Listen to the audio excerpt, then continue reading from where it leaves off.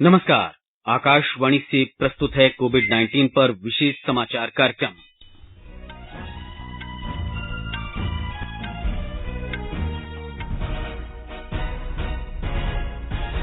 गृह मंत्रालय ने कहा, कोविड-19 के विरुद्ध संघर्ष में नए दिशा निर्देश 4 मई से लागू होंगे, कई जिलों को अधिक राहत। प्रधानमंत्री नरेंद्र मोदी ने बांग्लादेश की प्रधानमंत्री शेख हसीना के साथ कोविड-19 महामारी से उत्पन्न क्षेत्रीय स्थिति पर चर्चा की। विश्वविद्यालय अनुदान आयोग यूजीसी ने पूर्णबंदी के मद्देनजर विश्वविद्यालयों के शैक्षिक कैलेंडर और परीक्षाओं के लिए दिशा निर्देश जारी किए। वाणिज्य और उद्योग मंत्री पीयूष गोयल ने कहा, भारतीय उद्योगपति और निर्यातकों को कोविड-19 के बाद विश्व व्यापार में एक बड़ी हिस्सेदारी लेनी चाहिए। अबू धाबी और दुबई में भारतीय मिशन ने भारतीयों की स्वदेश वापसी के लिए ई-पंजीकरण सेवा शुरू करने की घोषणा की। और विश्व स्वास्थ्य संगठन की कोविड-19 पर आज आपात बैठक।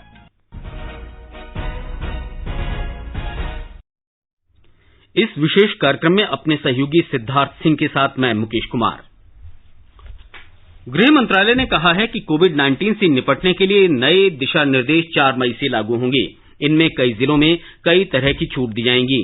गृह मंत्रालय की प्रवक्ता ने कहा है कि इस बारे में ब्यौरा अगले कुछ दिन में जारी कर दिया जाएगा। मंत्रालय ने लॉकडाउन की स्थिति पर कल व्यापक समीक्षा बैठक की। लॉकडाउन के कारण अब तक स्थिति में काफी सुधार और फायदा हुआ है। गृह मंत्रालय की प्रवक्ता ने बताया कि इन सुधारों का फायदा सुनिश्चित करने के लिए पूर्णबंदी के दिशा निर्देशों का 3 मई तक सख्ती से पालन किया जाना चाहिए। इस बीच केंद्र सरकार ने राज्यों और केंद्र शासित प्रदेशों को आदेश जारी किया है कि राज्यों में प्रवासी मजदूरों सहित विभिन्न जगहों पर फंसे लोगों के अंतर्राज्यीय आवागमन को सुगम बनाया जाए। गृह मंत्रालय के आदेश में कहा गया है कि सभी लोगों के रवाना होने से पहले और गंतव्य तक पहुंचने पर उनकी चिकित्सा जांच की जानी चाहिए।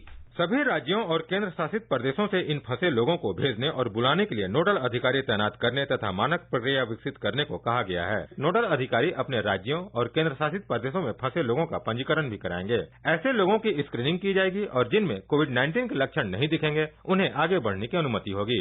ऐसे व्यक्तियों को समूह में ले जाने के लिए बसों का इस्तेमाल किया जाएगा। साथ ही बसों को सैनिटाइज भी किया जाएगा और सीटों पर सवारी बैठाने के लिए सुरक्षित दूरी बनाए रखने के नियम का भी पालन करना होगा। रास्ते में पड़ने वाले राज्यों और केंद्र शासित प्रदेशों को ऐसे व्यक्तियों को अपने अपने क्षेत्रों में जाने की अनुमति देनी होगी। अपने राज्य या केंद्र शासित प्रदेश पहुंचने पर इन व्यक्तियों को स्थानीय स्वास्थ्य अधिकारियों के आकलन के बाद घर में या अस्पताल में क्वारंटीन किया जाएगा। समय समय पर स्वास्थ्य जांच के लिए ऐसे लोगों की निगरानी की जाएगी। उन्हें आरोग्य सेतु ऐप डाउनलोड करने और इस्तेमाल करने के लिए भी प्रोत्साहित किया जाएगा ताकि उन पर नजर रखी जा सके और उनके स्वास्थ्य की स्थिति की भी जानकारी मिल सके। आनंद कुमार, आकाशवाणी समाचार, दिल्ली। प्रधानमंत्री नरेंद्र मोदी ने कल बांग्लादेश की प्रधानमंत्री शेख हसीना से टेलीफोन पर बातचीत की। दोनों नेताओं ने कोविड-19 वैश्विक महामारी के मद्देनजर क्षेत्रीय स्थिति और अपने अपने देशों में उठाए गए उपायों पर चर्चा की।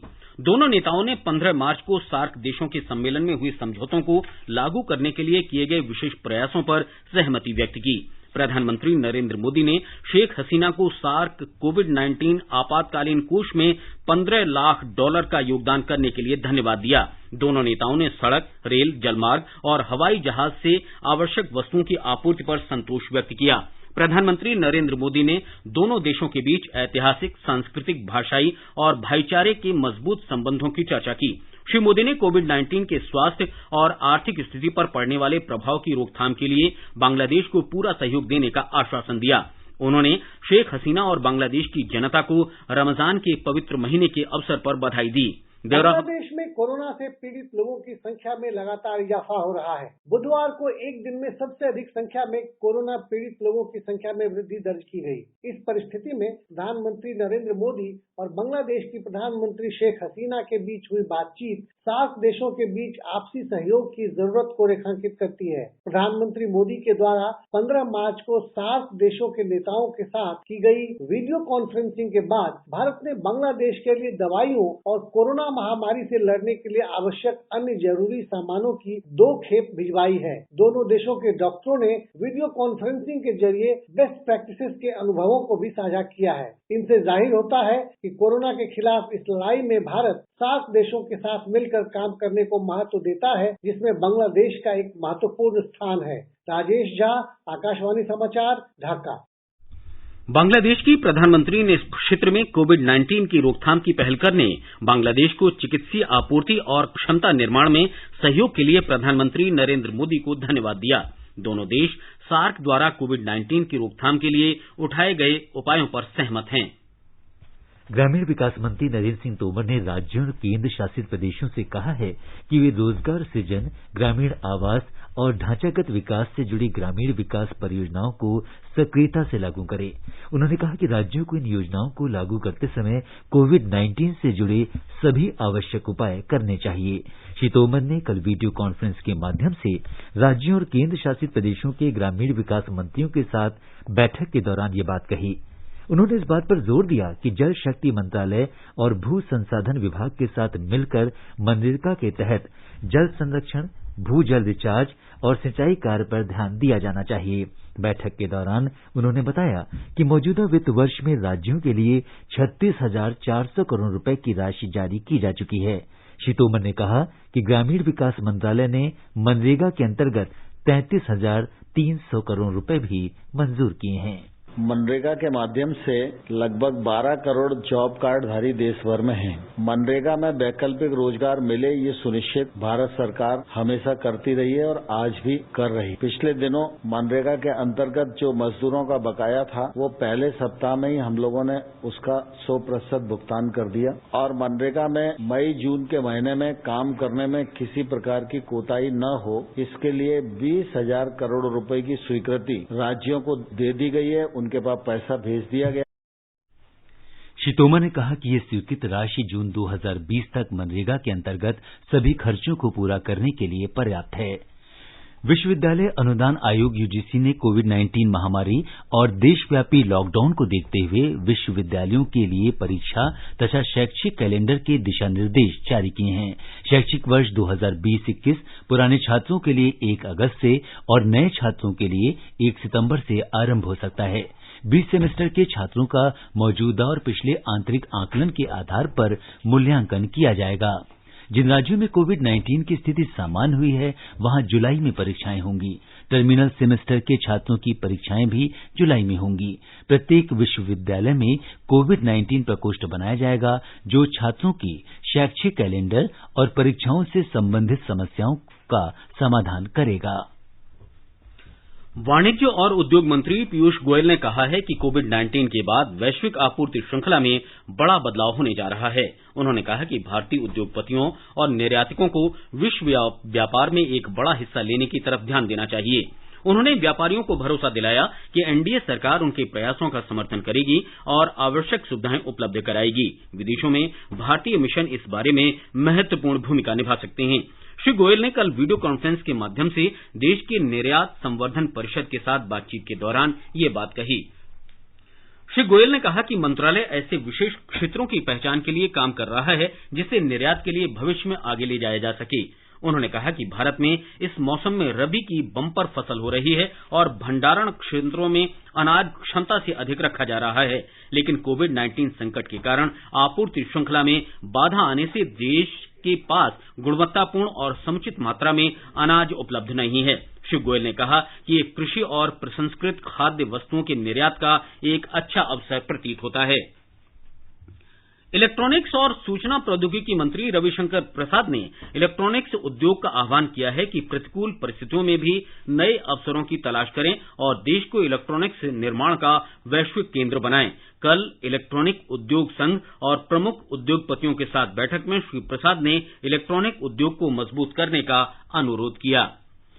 भारतीय उद्योग परिसंघ के भारत व्यापार मंच ने चीन में भारत के राजदूत विक्रम मिस्त्री के साथ वीडियो संवाद करके कोविड-19 से उत्पन्न स्थिति और चीन में चल रहे विभिन्न भारतीय व्यापारों पर इसके असर के बारे में बातचीत की। शिक्षा, औषधि निर्माण, आईटी और आईटी सेवा क्षेत्र के भारतीय व्यापार प्रतिनिधियों ने प्रस्तुतिकरण दिए। श्री मिस्त्री ने व्यापारियों से अपनी गतिविधियां जारी रखने का अनुरोध किया और उन्हें भरोसा दिलाया कि चीन में भारतीय दूतावास और वाणिज्य दूतावास समय समय पर हर संभव सहायता प्रदान करेंगे।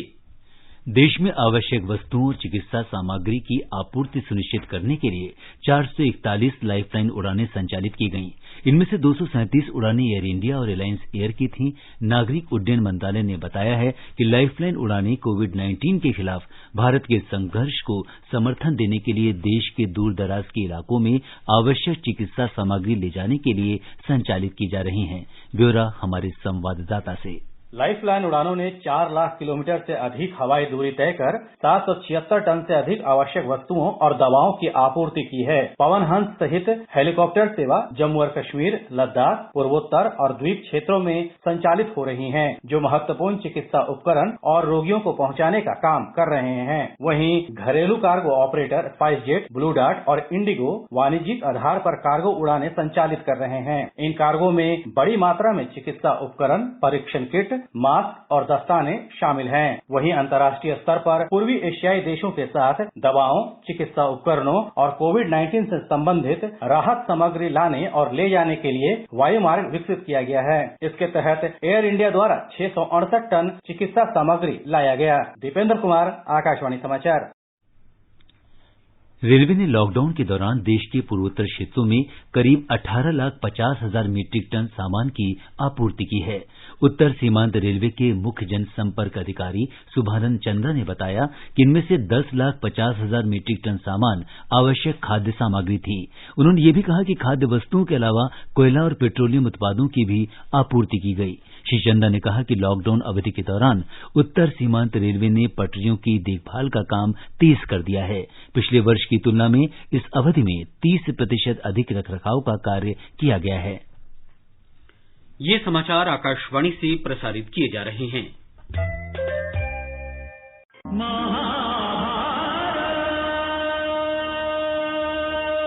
लोकप्रिय धारावाहिक महाभारत प्रतिदिन दोपहर 12 बजे और शाम 7 बजे डीडी भारती, फ्री डिश और अन्य डीटीएच चैनल पर।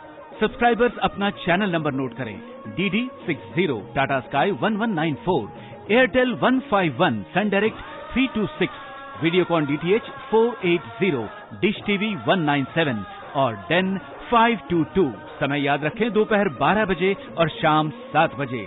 प्रतिदिन देखें लोकप्रिय धारावाहिक महाभारत। अथ श्री महाभारत कथा।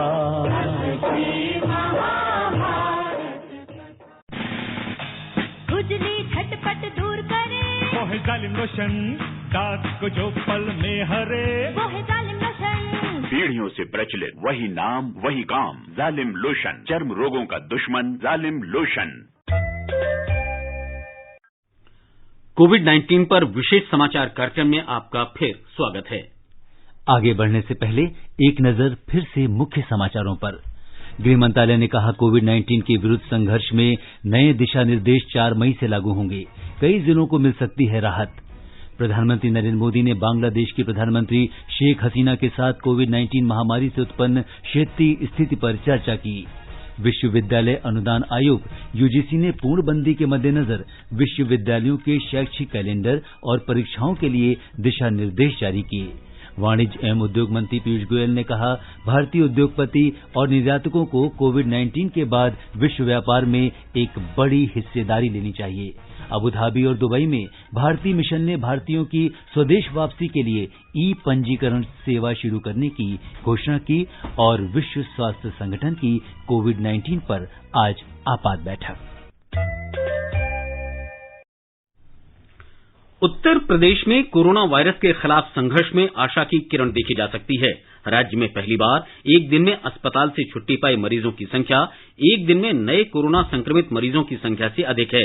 हमारे संवाददाता ने बताया है कि पिछले 24 घंटे में राज्य में 72 लोगों ने कोरोना संक्रमण का पता चला है, जबकि इसी अवधि में 77 मरीजों को उपचार के बाद छुट्टी दे दी गई है। प्रदेश में कोरोना वायरस के प्रसार को लेकर एक राहत भरी खबर है। पिछले 24 घंटों में प्रदेश में 72 नए संक्रमण के मामले सामने आए, जबकि 77 कोरोना मरीज पूरी तरह से ठीक होकर घर लौट गए। कल प्रदेश में कुल कोरोना पॉजिटिव मरीजों की संख्या 1612 से घटकर 1602 रह गई। प्रमुख सचिव स्वास्थ्य एवं परिवार कल्याण अमित मोहन प्रसाद ने बताया कि अभी प्रदेश में 7 जिले कोरोना से मुक्त हो चुके हैं और 477 कोरोना पीड़ित इलाज के बाद पूरी तरह से ठीक होकर घर लौट चुके हैं। उन्होंने कहा कि फिलहाल फिलहाल प्रदेश के 60 जिलों में कोरोना के 1602 पॉजिटिव मरीज हैं। इस बीच सरकार द्वारा प्रयागराज जिले से छात्रों को उनके घरों तक पहुंचाने का काम लगातार जारी है। 2 दिनों में 477 बसों के जरिए 13,400 से अधिक छात्र अपने घरों को लौट चुके हैं। सुशील चंद्र तिवारी, आकाशवाणी समाचार, लखनऊ।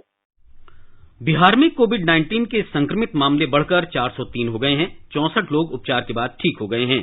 381 लोगों का विभिन्न अस्पतालों में इलाज चल रहा है। हमारे संवाददाता ने बताया है कि राज्य में 87 कंटेनमेंट जोन बनाए गए हैं। संक्रमित जिलों में अब पश्चिम चंपारण के शामिल होने के साथ ही कोरोना प्रभावित जिलों की संख्या बढ़कर 29 हो गई है। पटना में आईजीएमएस के एक डॉक्टर और नर्स समेत 3 नए मरीज की रिपोर्ट पॉजिटिव आई है। कोरोना के बढ़ते मामले को देखते हुए राज्य सरकार ने जिलों की सीमाओं पर कड़ाई से जांच अभियान चलाने का निर्देश दिया है। राज्य में 87 कंटेनमेंट जोन बनाए गए हैं। इन इलाकों में रहने वाले लोगों की किसी भी तरह की गतिविधि पूरी तरह से प्रतिबंधित कर दी गई है। इस बीच ग्रामीण क्षेत्रों में 8 लाख से अधिक स्वयं सहायता समूह से जुड़ी जीविका दीदी 20 लाख मोबाइल के जरिए लोगों को कोरोना वायरस के बचाव के तरीकों और सोशल डिस्टेंसिंग के महत्व को समझा रही हैं। आकाशवाणी समाचार के लिए पटना से कृष्ण कुमार लाल। पंजाब के मुख्यमंत्री कैप्टन अमरिंदर सिंह ने 3 मई के बाद भी राज्य में कर्फ्यू 17 मई तक बढ़ाने की घोषणा की है। मुख्यमंत्री ने संक्रमण मुक्त क्षेत्र और गैर रेड जोन वाले इलाकों में सुबह 7 बजे से दिन में 11 बजे तक के लिए लॉकडाउन प्रतिबंधों में सीमित छूट देने की घोषणा की है, लेकिन संक्रमण वाले रेड जोन में पूर्णबंदी जारी रहेगी। इस बीच राज्य में कल 22 नए मामले सामने आने से कोविड-19 मरीजों की संख्या 375 हो गई है। नांदेड़ से लौटे 34 श्रद्धालु कोरोना पॉजिटिव पाए गए हैं। पंजाब में 104 मरीज ठीक हो चुके हैं और 19 लोगों की मौत हो चुकी है। केंद्र शासित प्रदेश जम्मू कश्मीर में कोविड-19 के 16 नए मामलों की पुष्टि के बाद संक्रमित लोगों की संख्या बढ़कर 581 हो गई है। ये सभी मामले कश्मीर संभाग से संबंधित हैं। 581 में से 381 लोगों का इलाज चल रहा है। इनमें से 181 लोग उपचार के बाद ठीक हो गए हैं और 8 लोगों की मौत हो गई है। हमारे संवाददाता ने बताया है कि हालांकि विभिन्न अस्पतालों से 16 और लोग ठीक हो गए, जिनमें से 11 कश्मीर संभाग के हैं। श्रीनगर में एडमिनिस्ट्रेटिव क्वारंटीन में रहने के बाद 55 और लोगों को सफलतापूर्वक क्वारंटीन के बाद अपने घरों की ओर जाने की अनुमति दे दी गई है। अब तक कुल 1985 लोगों को क्वारंटीन पूरा करने के बाद छुट्टी दे दी गई है। इस बीच प्रशासन ने पिछले 4 दिनों के दौरान जम्मू कश्मीर के 6000 से अधिक मजदूरों और छात्रों को वापस लाया है, जो देश के विभिन्न हिस्सों में कोरोना वायरस महामारी की वजह से फंसे हुए थे। इसके साथ ही जम्मू कश्मीर के 17,700 से अधिक लोग लॉकडाउन अवधि के दौरान जम्मू कश्मीर वापस लाए गए हैं। आकाशवाणी समाचार के लिए श्रीनगर से सुनील कौल। इस बीच जम्मू कश्मीर सरकार लॉकडाउन के कारण अन्य जगहों पर फंसे 16,598 मजदूरों अन्य यात्रियों को वापस लाने का काम शुरू कर दिया है। प्रशासन ने राजस्थान में फंसे जम्मू कश्मीर के 300 छात्रों को 15 बसों से वापस लाने की भी व्यवस्था की है। मध्य प्रदेश में पिछले 20 दिनों के बाद इंदौर जिले में कोविड-19 से मृत्यु दर में कमी आई है। हमारे संवाददाता ने बताया है कि इंदौर कोविड-19 से सबसे अधिक संक्रमित है, जहां 1476 मामले हैं और 65 लोगों की इस बीमारी से मौत हुई है। सरकारी आंकड़ों के अनुसार 9 अप्रैल तक इंदौर जिले में कोविड-19 रोगियों की मृत्यु दर 10.33% थी। वहीं 29 अप्रैल तक मृत्यु दर घटकर 4.43% रह गई है। उधर राज्य सरकार परीक्षण का दायरा बढ़ाने के लिए हर संभव प्रयास कर रही है, ताकि संक्रमण का जल्द से जल्द पता लगाया जा सके। इंदौर संभाग के आयुक्त आकाश त्रिपाठी ने बताया कि वर्तमान में शहर की सरकारी प्रयोगशाला में हर दिन कोविड-19 के 400 से अधिक नमूनों का परीक्षण किया जा रहा है। इस प्रयोगशाला में कुछ स्वचालित मशीनें जल्दी ही चालू हो जाएंगी, जिससे इसकी परीक्षण क्षमता बढ़कर 650 से 800 तक हो जाएगी। सरकारी प्रयोगशाला के अलावा कुछ मान्यता प्राप्त निजी प्रयोगशालाओं में भी नमूनों का परीक्षण किया जा रहा है। इस बीच इंदौर में कोरोना वायरस संक्रमण से उबरने के बाद कल 43 और लोगों को अस्पताल से छुट्टी दे दी गई। इंदौर जिले में ऐसे स्वस्थ व्यक्तियों की संख्या अब बढ़कर 177 हो गई है। राज्य के जल संसाधन मंत्री तुलसीराम सिलावट ने जानकारी दी है कि जल्दी ही 200 और लोगों को अस्पताल से छुट्टी दी जाएगी। प्रदेश में अब तक 461 लोगों को अस्पताल से स्वस्थ होने पर छुट्टी मिल चुकी है। संजीव शर्मा, आकाशवाणी समाचार, भोपाल। गुजरात में कल 308 नए मामलों की पुष्टि के साथ ही राज्य में कोविड-19 से संक्रमित लोगों की संख्या 4000 से ऊपर हो गई है। नए 308 मामलों में से 234 अकेले अहमदाबाद के हैं। 11 जिलों से एक दिन में सबसे अधिक 95 लोग उपचार के बाद ठीक हुए हैं। हमारी संवाददाता ने राज्य के स्वास्थ्य विभाग के हवाले से खबर दी है कि पिछले 24 घंटों के दौरान 16 लोगों की मौत हुई है। स्वास्थ्य विभाग के प्रधान सचिव डॉक्टर जयंती रवि ने कहा कि रिकवरी दर में हो रही वृद्धि एक स्वागत योग्य संकेत है। उन्होंने कहा कि पोरबंदर, जामनगर और मोरबी जिलों में फिलहाल कोविड-19 के कोई सक्रिय मामले नहीं है। अब तक राज्य के अमरेली, जूनागढ़ और देवभूमि द्वारका ऐसे 3 जिले हैं जो अभी तक कोविड-19 से प्रभावित नहीं हुए हैं। अहमदाबाद कुल 2777 मामलों और 137 मौतों के साथ राज्य में सबसे ज्यादा प्रभावित होने वाला जिला बन चुका है। इस बीच सरकार ने 1 मई से न्यूनतम समर्थन मूल्य पर तुअर दाल खरीदने की घोषणा की है। सीएम विजय रूपाणी ने सभी जिला कलेक्टरों को निर्देश दिया है कि वे अपने जिले में मनरेगा कार्यों और प्रधानमंत्री आवास योजना के तहत निर्माण गतिविधियां फिर से शुरू हो यह सुनिश्चित करें। अपर्णा खून, आकाशवाणी समाचार, अहमदाबाद। राजस्थान सरकार ने केंद्र सरकार के मजदूरों को उनके गृह नगर पहुंचाने के फैसले का स्वागत किया है।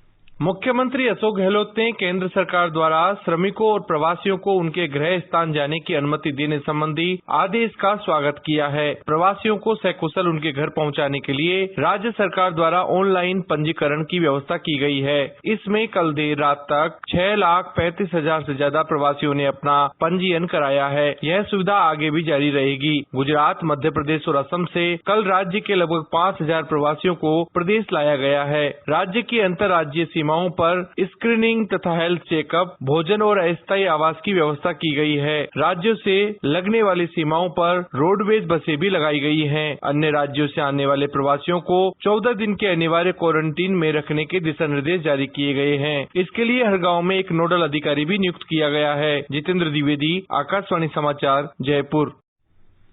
महाराष्ट्र में कोविड-19 के 597 नए मामले आने से राज्य में संक्रमित लोगों की संख्या 9,915 हो गई है। मुंबई से 270 मामले आए हैं और अब यहां कुल मरीजों की संख्या 6,644 हो गई है।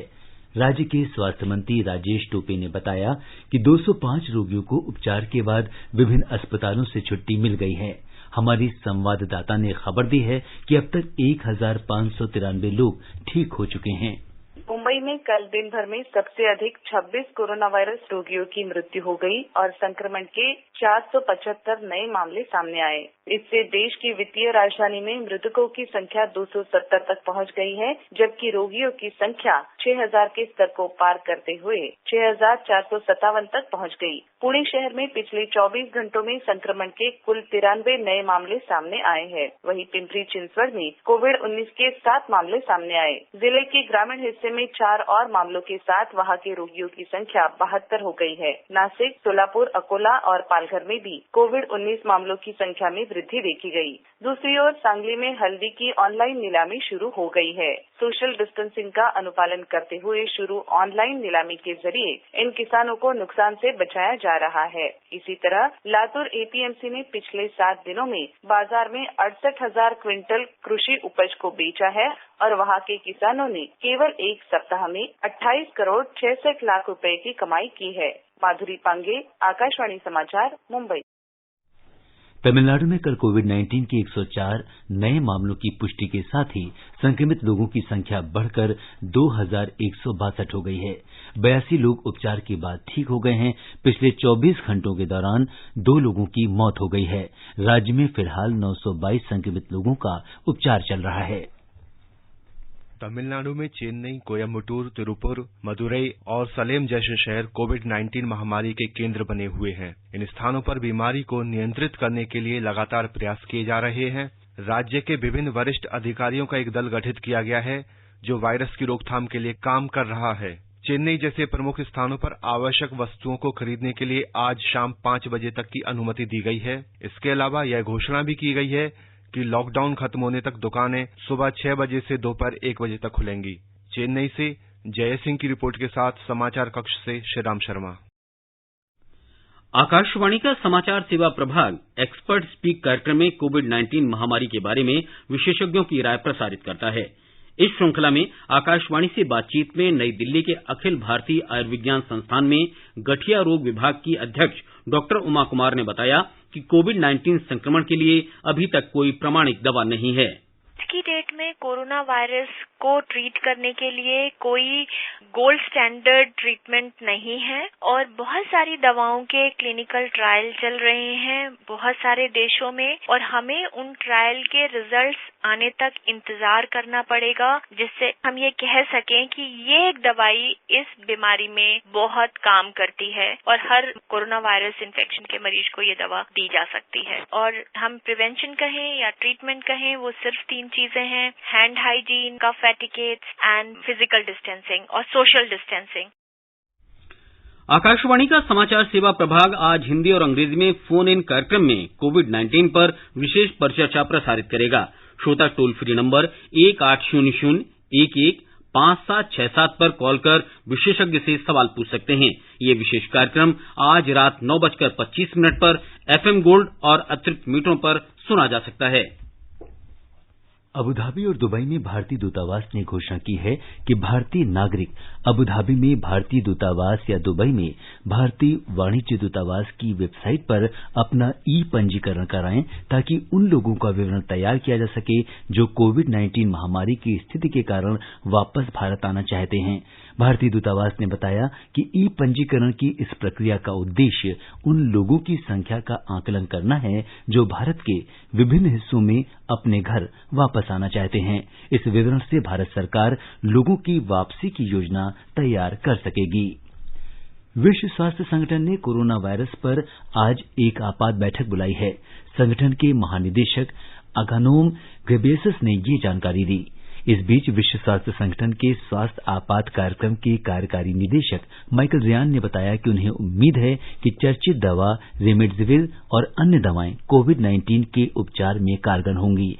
विश्व स्वास्थ्य संगठन ने 11 मार्च को कोविड-19 को महामारी घोषित किया था। ये समाचार हमारी वेबसाइट newsonair.com/hindi पर भी उपलब्ध हैं। और सिद्धार्थ, अब एक नजर डालते हैं आज के समाचार पत्रों की सुर्खियों पर।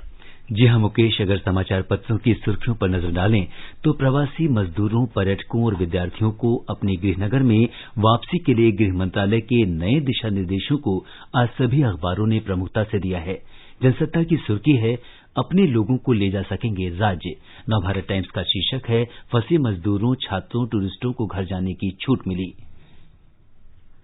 जनसत्ता के अनुसार पंजाब ने पूर्णबंदी 2 हफ्ते बढ़ाई। रोजाना सुबह 7 बजे से 4 घंटे कर्फ्यू में ढील दी जाएगी। पत्र ने पश्चिम बंगाल की मुख्यमंत्री ममता बनर्जी की ये मांग प्रमुखता से दी है कि मई के आखिर तक पूर्णबंदी जरूरी। नवभारत टाइम्स की सुर्खी है, दिल्ली से आवाजाही रोकने के लिए हरियाणा में बॉर्डर पर सड़कें खोद दी। दैनिक जागरण की सुर्खी है, कोरोना को थामने में सफल हो रहे कई राज्य। पत्र के अनुसार रेड जोन जिलों की संख्या 170 से घटकर 129 हुई। 297 जिले ऑरेंज जोन में और 307 जिले ग्रीन जोन में। पत्र लिखता है, केरल, तमिलनाडु और हरियाणा में तेजी से स्वस्थ हो रहे मरीज। फिल्म अभिनेता इरफान खान के असामयिक निधन पर अमर उजाला का शीर्षक है, सबके मकबूल इरफान ने दुनिया को कहा अलविदा। दुर्लभ कैंसर से जंग हार गया सिनेमा का असली वॉरियर। मुंबई में सुपुर्दे खाक। राष्ट्रीय सहारा के अनुसार, तुम जैसे गए ऐसे भी जाता नहीं कोई। जनसत्ता ने अपने व्यापार शीर्ष पृष्ठ पर दिया है, बाजारों में लगातार तीसरे दिन बढ़त, सूचकांक 606 अंक चढ़ा। और अंत में मुख्य समाचार एक बार फिर।